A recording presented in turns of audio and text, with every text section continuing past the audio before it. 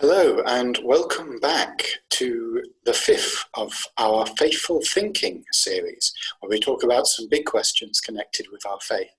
It's a great pleasure to welcome two old friends, the Reverend Robinson and the Reverend Robinson, also known as Oliver and Judy, who are involved in church planting down in London and have been ministering in the Church of England for some years.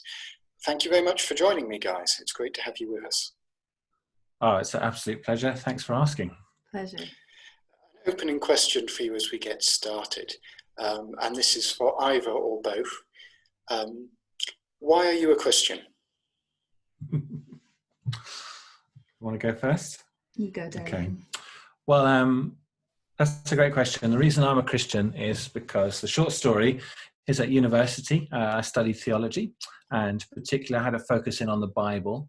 And there I was able to pile every single question I could think of at the Bible. What about historical reliability? How did these things really happen? Is it rational to believe in what it says? And I found for every single question that I asked, there was a rational, credible answer for believing in these things. And that gave me the kind of mind basis, but the heart basis is definitely because of an encounter with Jesus that I had around a similar time, and a feeling of being really connected with a Heavenly Father. And I've come to unite both those things in my heart, my head and my heart, to think that this is one of the most beautiful and one of the most morally great systems of belief that we can be a part of. And I believe that this is one of the only ways to really change the world for its good. And so that's why I've given my life over to it. And as you mentioned, we've been in ministry for a long time, trying to convince other people of the same thing. And but it's a heart and a head combined for me. Thank you. What about you, Judy? So I grew up in quite a secular family, actually, in the United States, and so wasn't a Christian. Really wasn't anything. I probably was more thinking that it was important that I go to university and be really successful and make a lot of money, or I had different goals. But I did take a world religions class, and we studied the 5 main religions. So we looked at Christianity, but we also looked at Islam and Judaism and Hinduism and Buddhism. And then from there, we studied the history of them as well. And I loved it. And it actually really scared me, the amount that I didn't know, and the amount of different worldviews and religions that were available. So I read every book that my teacher could find for me, and it just made my head swell with ideas. And I actually thought maybe I was Baha'i for a little bit, thinking, maybe all gods are true. Maybe this is all the truth. And then in fact, every essay I wrote sort of whittled that down to actually, no, actually these worldviews are not the same at all. These gods are not the same. They're actually quite different. And then of course, in Christianity, we had to look at who Jesus was. And so I was really set on proving that he was not the Son of God. And I failed in one sense, but actually intellectually then came to believe in Jesus, which was really helpful. And so that happened to me in school. And then, so I decided that Jesus was true in my head, as Oliver was saying, but then in university, I was still on this path to be successful in the world's eyes and to make a lot of money. And I was at a prestigious university where it was all about competing and sort of who you know. And I found that I was trying to win the rat race, and I was running as fast as I could, as hard as I could all the time. And in lots of ways, I was winning the rat race, but I also had become a rat. And I realized that about halfway through university, when some of the friends that I thought were friends, really we just kind of used each other to get ahead in different ways. So I had this crisis of, I looked at my life 30 years down the road and thought, I'm a terrible person. And if I keep doing this behavior, I'm going to become an even more terrible person. And so I'll never forget, I went to a church on a Sunday morning, and it really changed my life, because I met this wonderful group of people at this church who brought me into the family, even though I really was a bit of a rat and not easy to love. And, they taught me everything. They taught me how to read the Bible. They taught me how to pray. They taught me how to be part of a family. They taught me how to be a human being rather than a human doing and trying to prove myself all the time. They taught me that actually God just loves me for who I am. And so the first half of my university and the second half of my university experience were completely different, because I had met Jesus and decided to love him with my heart, but also give him my life as well. And so it set my life on a completely different course, to the extent that I worked for a charity upon graduating and got really involved in this church where I had become part of the family, and then went off to be a missionary. And because I met Jesus and was so in love with him, but also with his family. And it was life-changing in the best way. Thank you. Can you just share with us how you two met? Yeah, so we actually met in Oxford. We were studying at the same time as you, Simon, as you know, in Wycliffe Hall, and I had gone off for ordination training, and Judy had come for a 1-year apologetics course. Mm-hmm. And after the first term, we ended up moving in the same household, the same kind of student dorm. And then Judy fell very quickly madly in love with me. And she came up with a plan of how she was going to convince me to marry her. And as soon as I kind of sped up to the plan, I thought, oh, wow, how lovely, marrying a beautiful American lady. So we became best friends for a while amidst a group of friends, of which you're very much a part, Simon. And and then Judy's plan worked. Would you like me to revise that at all, Simon? Or are you happy with Well, it's always interesting to hear multiple complimentary accounts, but I can testify. That's mostly true. I think that's mostly true. I think God, in his kindness, because I had been doing missions, and so he picked me up. I was based in Australia at that point, and I was so privileged to come and study apologetics. And I think he brought Oliver and I together, not only at Oxford in the same college, but in the same living arrangement, so that we could be together, darling. Isn't that wonderful? Absolutely. We did have a bet going on how long it would take you to get together. So. Did you win, Simon? I didn't, sadly. No, I lost that one. But oh. But clearly you guys won in the end. So. The last, didn't you? Yes, I was 3 days out. Well, it's lovely to have you here to think a little bit more about some deeper questions. And I thought we'd start with hopefully a slightly lighter one. Do you have to go to church to be a Christian? I think that's an excellent question. And it's so funny, actually, because I've been thinking about this quite a lot for the last few months. And the reason being is that we are kind of in between churches at the moment. And so haven't actually had, for the last 7 or 8 years at least, it's been part of my role or job to be in church on a Sunday in particular. And all of a sudden it wasn't anymore. So suddenly it gave me a very different perspective on why on earth would you get out of bed on a Sunday morning and start to ask those questions. And I think that the answer comes in several categories. I think that there are some fantastic reasons to go, and there are some fantastic reasons, there are some dangers to avoid in going as well. But yeah, so I kind of put it in some broad categories. I mean, for example, nowhere in the Bible does it say you have to go to church. There isn't a Bible verse you can quote there. But what Paul in particular seems to assume throughout most of the New Testament is that you are going and that you are part of a community of believers. And I think that's one of the main reasons I think that's really important, is that it acts as a fantastic safeguard against anything that you might want to believe, anything where you might go astray. It's a community around you that can bolster you and support you and offer you encouragement, as well as offer you teaching. And ideally, you're learning from people who have been further along down the road and have some wisdom to offer. So we're absolute big fans of church, aren't we? Because it's our dream to run one together one day. And and so I think there's a number of reasons. Do you want to jump in? Sure. Yeah. To piggyback on that, I love this question because I think it makes us think about who God is and then who we are, and God Himself. Unlike other worldviews and religions where there's multiple gods or there's only one ultimate, God is actually, as we know, Trinity, Father, Son, and Holy Spirit. And so a family in and of himself, a community in and of himself. And actually we then are created out of his overflow of love and asked to be drawn into that family with him. And you're right, where the Bible doesn't talk specifically about church, it talks a lot about God, who God is, and then who we are, identity in him.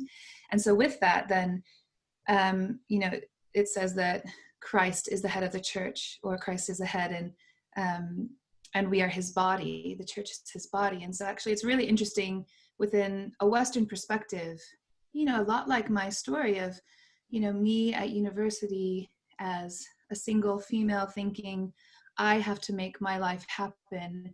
I mean, really, I think I was kind of my own God.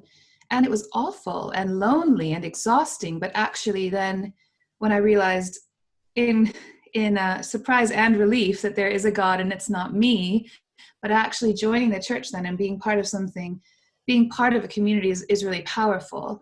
And it brings about, that's where we can practice the fruits of the Spirit of love and joy and peace with one another. But actually as well, I was thinking about this question, and Romans 12 actually talks about how, well, first of all, Romans 12 talks about how we ought not think more highly of ourselves than we should, to be humble, but also that we are different members of the body of Christ. And each member has a different function. But so really, if I'm the big toe, and Simon, you're the kidney, and Oliver, darling, what would you like to be? I probably the appendix. Do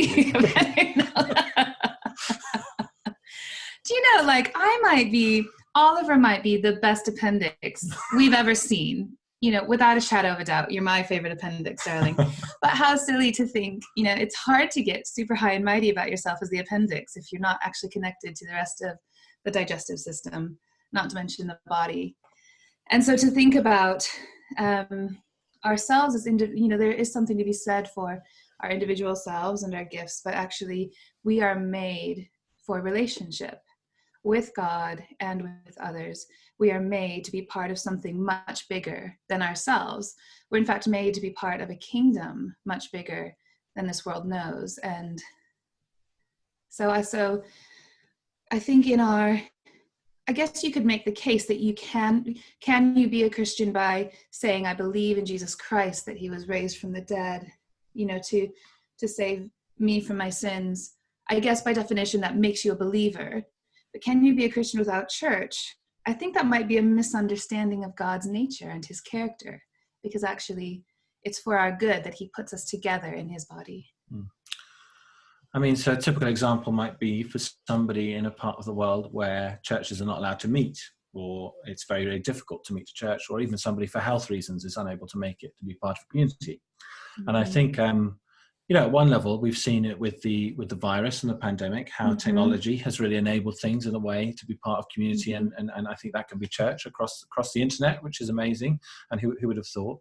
But I think also for those people for whom who might, because of their government or their culture, their nation, not be able to meet in church, we wouldn't remove and say that they're not Christians. Mm-hmm. But I think we'd probably say for those who are able to attend a church, why on earth wouldn't you? Because there's so many benefits. There's so much more the sum of your parts. There's so much joy to be had. And absolutely no churches are perfect. And we're talking about an ideal here.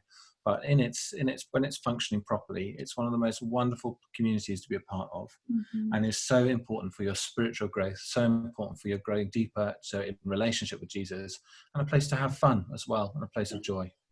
Mm-hmm. I like to tell people that going to church doesn't make you a Christian any more than going to a garage makes you a car. But if you have a car and you never take it to the garage, it's probably going to stop being a working car after a while. If you have a car, you need to take it to the garage occasionally. And it's the same thing for Christians, I think. We're not supposed to live in a Sunday morning service. We're supposed to live out in the world.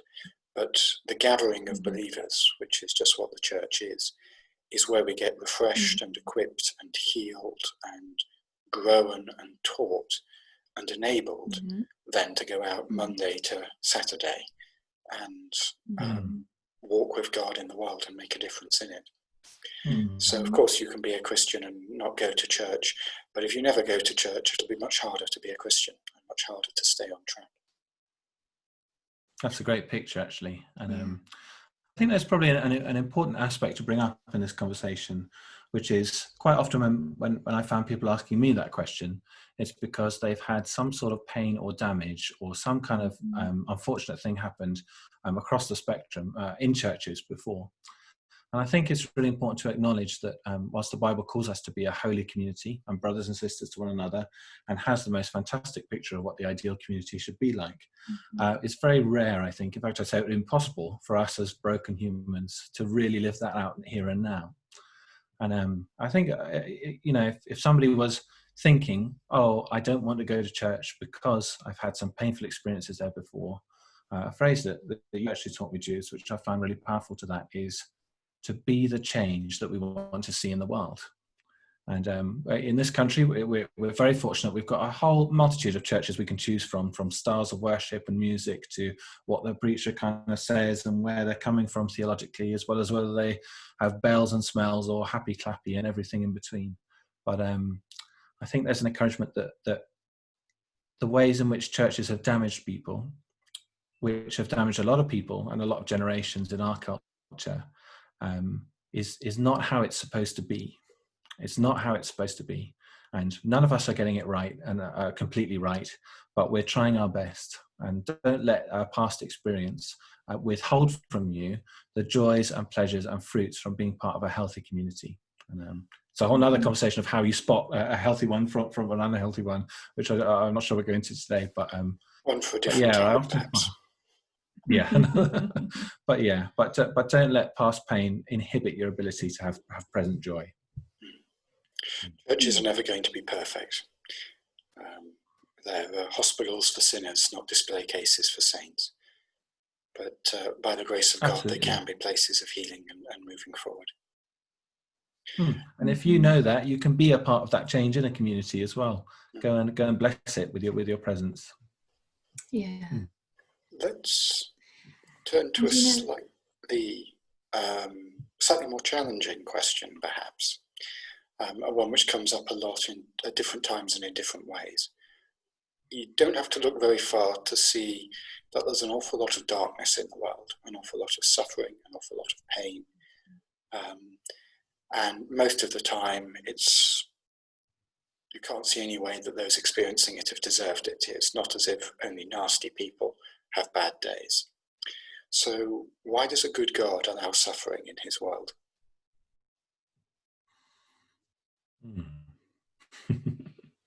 I think that's another great question, and I hopefully we'll be able to give you something of a picture of a flavour of something and answer today, bearing in mind that there's thousands of years of Christian history kind of engaging with this. Yeah. But I mean, I think one of the forms that questions comes in is about why do bad things happen to good people, and I think there's a multitude of answers. And you can Google online kind of 100 different responses, historically and counter arguments, and you can even have a great time arguing with people over the internet about these issues. Always fun. But I think one of the first things to say around this issue, which I wonder if you would agree with, is that suffering is not part of God's original plan for this world. The original template and schematic in the Garden of Eden in Genesis 1 we see is a world full of bliss and full of flourishing and of being the most human we can be in relationship with God. And ultimately, one of the major sources of that suffering and evil on this planet is the choices that human beings make towards one another. So I think it's important to acknowledge that anybody who has suffered, that's not God's original intention for you. It's not a punishment for anything. It's not a place where, you just really will be better off at the end of this if you grim down and knuckle through. God's plan is that we have absolute love and union with him. And part of our church life is restoring that connection. So I kind of think that's a good way to bracket the discussion around. And then, talking about the darkness of the world, it's very easy to spot some terrible dark things. And you only have to open a newspaper or turn on a YouTube channel to see some of the most terrible things happening around the world. But yeah. Want to jump in, or how shall we approach? Definitely. I mean, I think it's important to say, as Ollie was mentioning, that it is one of the, within Christianity, but in fact, every worldview, every religion needs to deal with the problem of pain, the problem of evil and suffering. And it's not just because of the fact of evil, but actually the size of it and how it affects every single one of us. You know, no one is immune. No one gets out of this life without the pain. And so I think to be quite sensitive to it, that this is one of the most challenging questions, but it's also it is a very felt question in each of our lives. And I think that we can see that particularly in our world right now, in the midst of pandemics and in the midst of riots and rallies and all that's going on in our world. So to say that we approach this question with the amount of respect it requires, I think that's important. And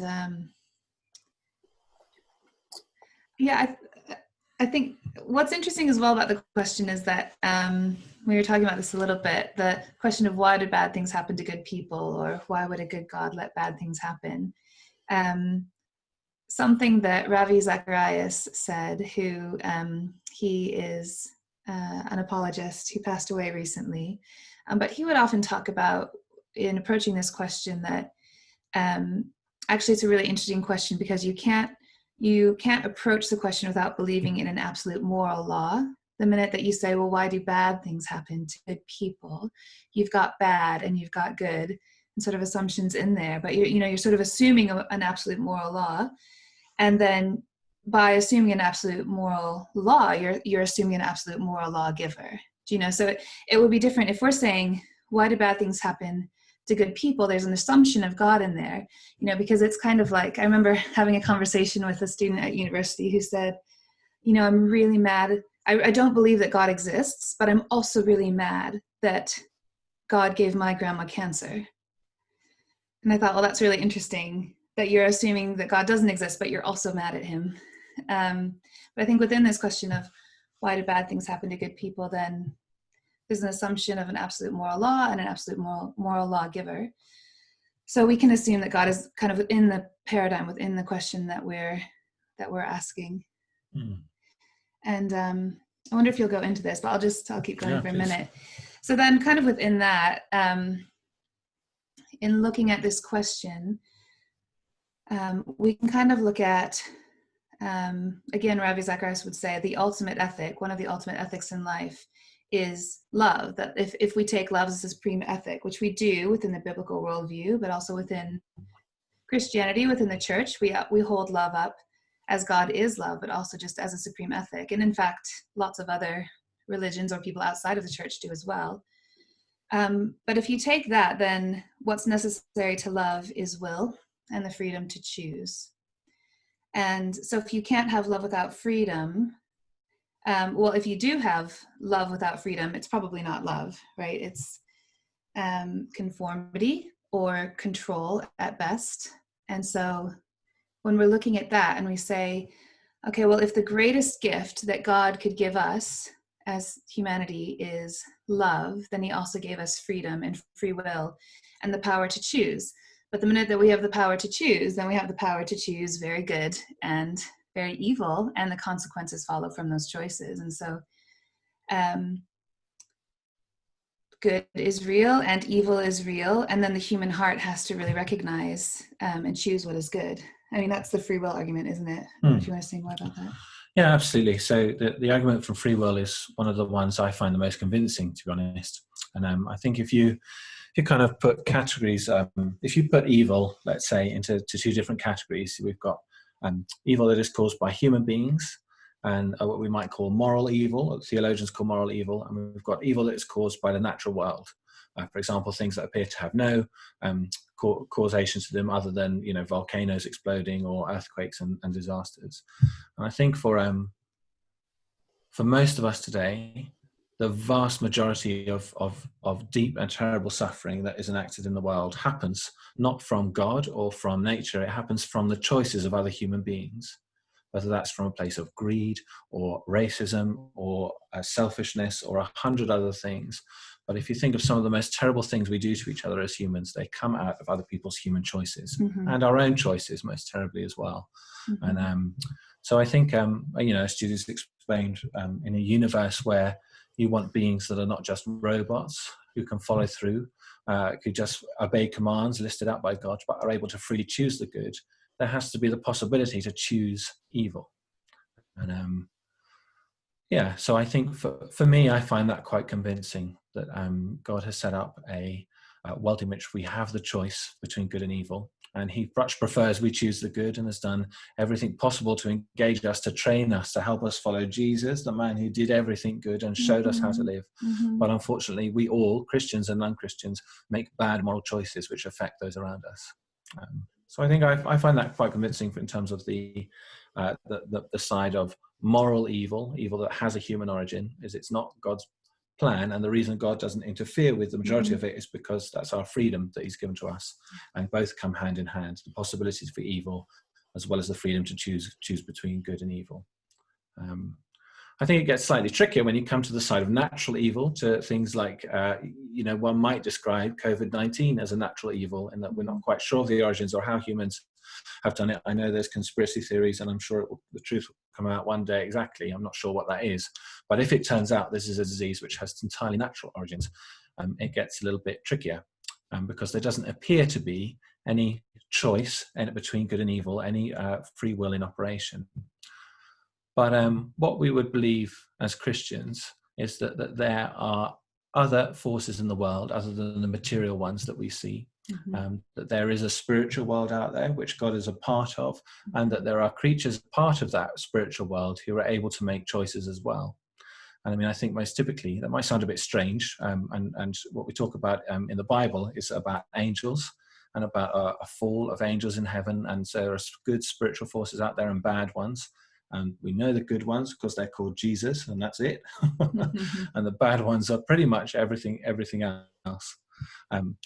And so if you're to look at the place of the natural world and all the things that are broken about it, for example, I'm not a scientist by any means, I'm more of a theologian, but if you look at the ways animals predate on each other and the suffering of ripped to shreds that goes on there, if you look at natural diseases and causes of this that affect human suffering as well, a theologian's response in the free will argument would say, well, if we look at God's original plan for the world, as we discussed earlier, which is a world without suffering, a world where we're in full relationship with him, where did things go wrong? And I think we would argue that things begin to go wrong in the Garden of Eden, whether that's a literal story or a metaphorical one, or wherever you are on the spectrum with that. It's certainly symbolic of humans' sin, humans' choice towards evil has affected not just ourselves and not just the material action, but it has affected the entire world around us. And that there is something broken and marred about creation that has been affected by our human choices, by our sin. And you may think, oh, what a crazy thing to say, Ollie. How can you possibly imagine how that might work? And I'd say that absolutely works in a spiritual dimension. But if you look at how God in Genesis gives us authority over all the earth and all the creatures of all the earth, as soon as we begin to mess up that relationship and that status between our Heavenly Father and us, of course that has rebounding effects across creation. Now, if you'll permit me for a moment, what you might say, or what somebody might say is, well, hold on a second. If natural evil is caused by human free will as well, what about all those hundreds of thousands of years of history long before humans ever arrived on the planet? How on earth could a human choice then affect everything that's come before? Because the natural world seems to have been this way since long before humanity arrived on the scene. And I think there are two possibilities for this one, which is the first one, which I find slightly less convincing, but it's certainly possible, is that the act of what we call the fall, or of humans choosing to turn away from God, has repercussions that exist outside of time. That it's not necessarily a linear time in the way we interpret things, that things happen to have one after the other. But we know that time works slightly differently in the spiritual world, in the heavenly realms. And the Bible talks about kairos and chronos time, and the way things feel and appear different. And then you can think of all the miracles of the prophets that happen in the Old Testament as well as in the New, that seem to transcend the laws of of time. So it's certainly possible that human choices affect both forward and backwards whenever that moment of sin happens, or whether it's the collective moment of human sin. But there's another alternative which I actually find far more intriguing, which is that actually our principal in Wycliffe Hall used to talk about this in the Oxford College where we met, which was the idea that the fall of the angels occurred. And this is not from the Bible, but in Jewish literature traditionally, the fall of the angels happened on the second day of creation. And so one way to get around this kind of time is linear problem is to say, well, why on earth wouldn't, if a human fall has an effect on creation, why on earth wouldn't an angelic fall? And we might not know all of the ins and outs of it, and the Bible isn't specifically clear about it, but we know that there are other beings in creation that have this same free will that we have. And so therefore I would argue that the effects that our free will have on creation might well be having the same effect from another creature with free will. There's a number of passages in the New Testament where Jesus and others speak of Satan, the devil, as the ruler of this world. And exactly what that means is not made clear. God is clearly the sovereign of the whole universe. But there is a tradition in theology that says that this world, probably meaning this, what we might call the earth, was placed under the rule of an archangelic power who fell. And that in a sense the whole story of human history, and especially of the Bible story of salvation history, is the story of God invading a fallen world to rescue and restore it. And that invasion, as Oliver said, goes awry when human beings who are supposed to restore the image of God to creation themselves sin and fall. But in Jesus, the perfect human being, God is beginning the process of putting humans back on track morally, and that's the beginning of reconquering this world for him and winning it away from fallen powers of evil. So when the ruler of the world falls, the whole world becomes affected by fallenness and evil. Not irrevocably, not completely. We can still see good all around us in the natural world, just as we can in the human world. But both of them have that black thread of evil running through. And the story of which we are a part as human beings, and especially as Christians, is the story of the redemption, first of the human race and then of the whole world for God. We're not caught in Dunkirk, but in D-Day, in God's invasion of a broken, fallen world to win it back. Absolutely. And I was going to say, it's really fascinating in light of the reality of the story that you both are talking about, that actually I find it so reassuring to remind ourselves of the point in history that we're at, of the story that we're in the middle of, because actually, every worldview and every religion has to deal with this question. Everyone has to deal with, why is there so much evil in the world? And, Christianity actually states really clearly, evil is real and it's wrong. And there's a reason that evil is real, because of the fall, both the angelic and the human fall and the Garden of Eden. And we have scripture to verify that Christianity says that evil is real and it's wrong.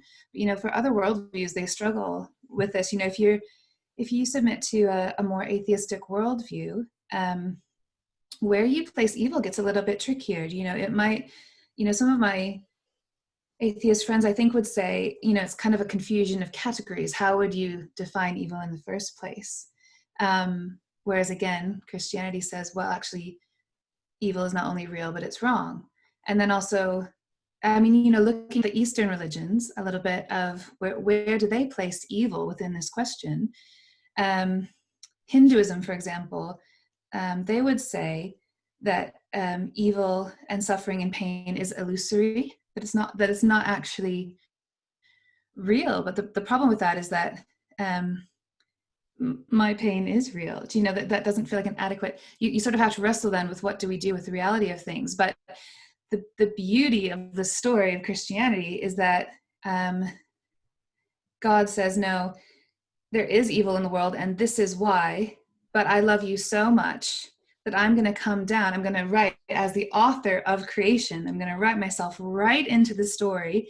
I'm coming down there in the man of Jesus Christ to take all of the evil and all of the suffering and all of the pain and all of your sin, Judy, and all of your sin, Oliver and Simon, and everyone else's sin and bad choices.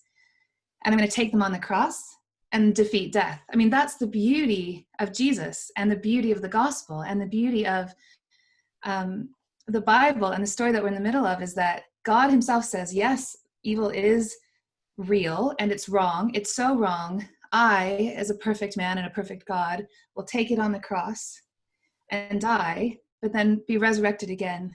Do you know? And that's why I think where we started was we have to take this question so seriously, because we feel it every day. But that's also why we take the hope of Jesus and the cross and the resurrection so seriously, because it answers this question. Do you know? And he says that actually this world, this fall, this pain is not what I created you for. I created you for a kingdom that is so much different, where there will be, Revelation says, no more tears, no more pain, no more suffering. And I think actually that's worthy of being said too. Eternity plays such a big part in the answer to this question, because it doesn't always appear within the span of this life or in this world that justice is done. But God is not confined just to our years on earth, whether they're 40 or 68 or 72 or 91, but actually eternity really offers an ultimate justice to be done, where God does make all things new and redeems all things and makes it right. So I think that's an important point in the conversation as well. In 1917, I believe it was, there was a Christian named Edward Shillito who observed the wounded returning from the First World War, often horrifically wounded, and wrestled with this as a human being and as a Christian, and wrote a poem about it, which you will find elsewhere on this channel, but called Jesus of the Scars. Without going through the whole poem, the concluding verse is, "The other gods were strong, but thou wast weak. They strode, thou didst stumble to a throne. Yet to our scars, only God's scars can speak. And not a God has scars, but thou alone." I think it's important as we engage with this very difficult in some ways topic of suffering and a good God and suffering, to remember that suffering isn't something he just steps back and lets humans experience. It's something he's borne the full force of as well. And we've talked about this with him writing himself into the story as Jesus. When he does that, he doesn't write evil out of the story. He takes it on himself. I think pretty much uniquely, again, amongst the stories of the world's religions. Christianity is the only one I know whose God has scars. Very literally, the scars of death and torture. So it's not as if he's sitting at a distance watching how we handle it, but entering into the worst of it, experiencing the worst of it, knowing what it is to bleed and to weep and to sweat and to cry and to die, and doing so that one day we won't have to. And the end of the Bible is a description of a new heavens and a new earth, for the old heavens and the old earth has passed away. And he who was seated on the throne said, "I am making all things new. There will be no more death or mourning or crying or pain, for the old order of things has passed away." So I think the Christian story gives us a past, present and future when it comes to suffering. It gives us a past that says this wasn't the original design. It happened because we chose wrong and other created beings chose wrongly. It gives us a future that says it's not always going to be like this. It's not the end of the story any more than it was the beginning. It's the blip in the middle. And it gives us a present that says God has entered into the worst of our suffering. He knows the worst of it. He's there to comfort us in it and help us through it. And one day he will take it away. In a sense, that's not answering the intellectual question of why he allows it, But I think what it is doing is giving us something we need a lot more, which is the strength to face it and to deal with it and process it day by day. And again, various philosophies and religions have attempts at answering the question of why is there evil. But I don't know anything like Christianity for answering the question, how do I cope with suffering and evil? Mm-hmm. That's very interesting. And it kind of makes me think as well, it's not often talked about, but the redemptive quality of suffering. And what I mean by that is the instances at which we get an echo or a kind of a preview of that new heaven and earth as well, in the times when God takes our earthly suffering and flips it on its head and turns it into a source of such great strength and of such great wisdom and of an awareness that goes outside of ourselves, and some of the most beautiful stories in history we have. And it makes me think of Corrie ten Boom, the famous survivor of Auschwitz, who had the story of forgiving the camp guard who killed her sister.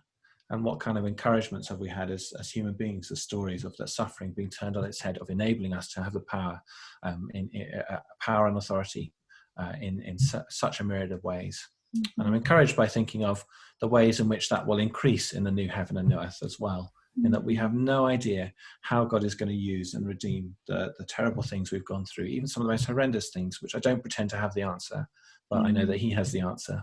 And I look forward in anticipation for that time, having seen a little preview of it here now. Mm-hmm. And again, I think we see that very clearly and most clearly at the cross, Jesus' death.